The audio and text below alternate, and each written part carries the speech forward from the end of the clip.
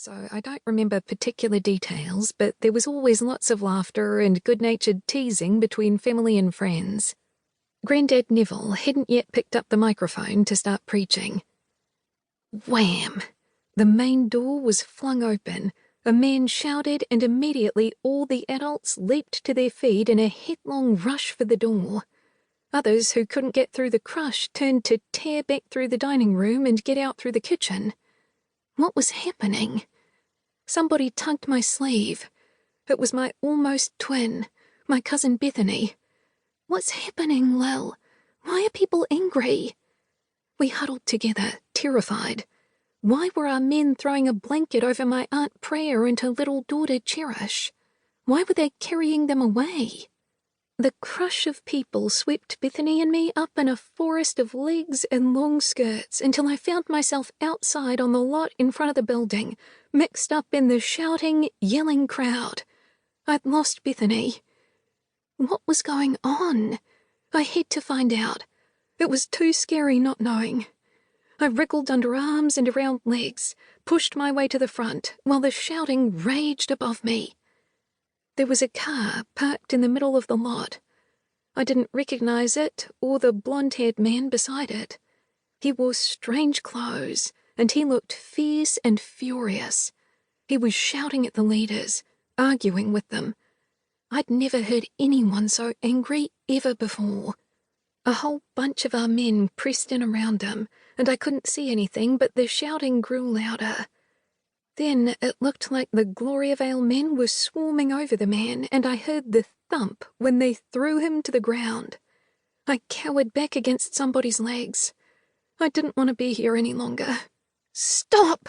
I heard a woman scream. "Stop it right now!" I clutched my throat in terror. Mum! She threw herself into the fray, trying to break up the fight. "Don't hurt her! Don't hurt her!" "That's enough!" she screamed. "This isn't right!"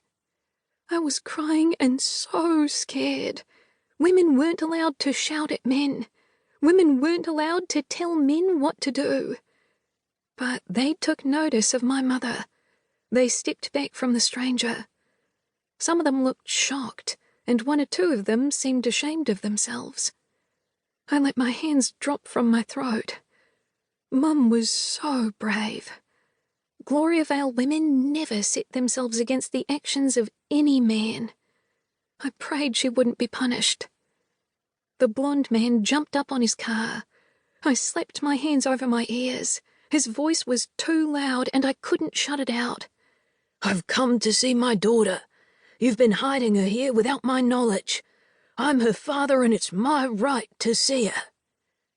My Aunt Lani came running, Bethany clinging to her. She scooped me up and hurried us away, repeating over and over, "Don't worry, it's okay, you're safe, don't worry." Lani wouldn't tell us who the man was. She said she didn't know what he was talking about. Hiding his wife and daughter? What a thing to say. Bethany and I looked at each other. It was plain Lani did know, just like it was clear the leaders had ordered the adults not to talk about the blonde man or his accusations. I learned later that he was my mother's brother, Phil Cooper, and he'd run away from Gloriavale before I was born. Not only that, but he'd abducted his children and snuck back a few weeks later to kidnap his wife. Gloriavale told us that Phil was a wicked sinner. He'd come to Gloriavale that day determined to see his youngest daughter, Cherish. She was my younger cousin, and we played together all the time. I had so many photos of her and Bethany and me. We'd had a television crew in the community filming a documentary about us, and it was them who had broken the news to Phil that he had a 2-year-old daughter called Cherish. My Aunt Sandy had been pregnant with Cherish when she gave up the world and her other 6 children to return to Gloriavale for the sake of their souls. She conspired with the church leaders to keep the pregnancy and birth a secret. Sandy called herself Prayer and gave Cherish the surname of Darling, not Cooper, like her father. When I was older, Mum told me Phil had become furious when he heard the news.